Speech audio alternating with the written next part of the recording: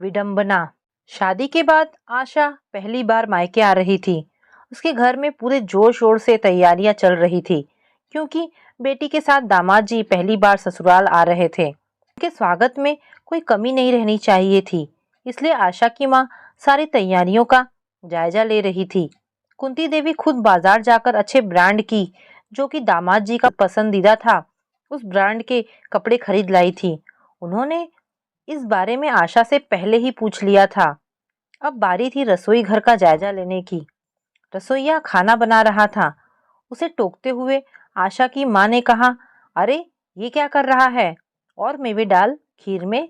मुंह में चावल कम, मेवे अधिक आने चाहिए। दामाद जी क्या कहेंगे? हर पकवान लजीज बननी चाहिए, समझा? इतना कहकर कुंती देवी दूसरे काम में लग गई। घर का सबसे बड़ा कमरा दामाद जी के लिए तैयार किया जा रहा था, ताकि वो अच्छे से रह सकें। सारी तैयारियां लगभग हो चुकी थी। अब बस बेटी और दामाद का इंतजार था। आशा के पिता और भाई उन्हें लेने रेलवे स्टेशन गए थे।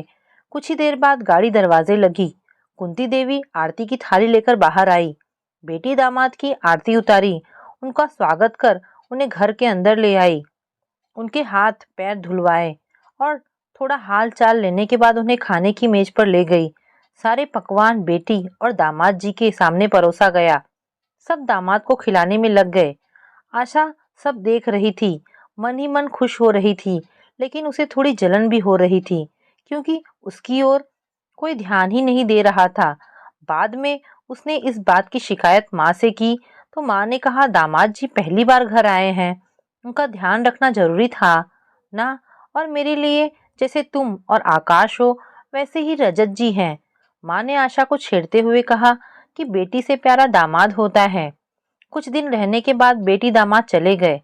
आशा समय समय पर माँ का हालचाल लेती रहती, लेकिन प्रिय दामाद जी ने भूल कर भी आशा के घर वालों का हालचाल ना लेता था।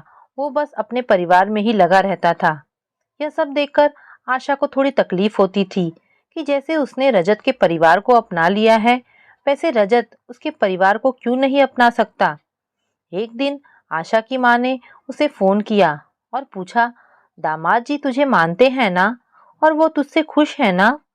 आज अचानक माँ की बातें सुन आशा ने कहा, ऐसे क्यों पूछ रही हो, क्या बात हो गई? तब आशा की माँ ने कहा, नहीं, तेरी शादी को 5 साल हो गए, लेकिन रजत जी कभी हमारा हालचाल नहीं लेते। हमसे कोई गलती हो गई है क्या? माँ की बातें सुनकर आशा को आज बहुत ही तकलीफ हुई।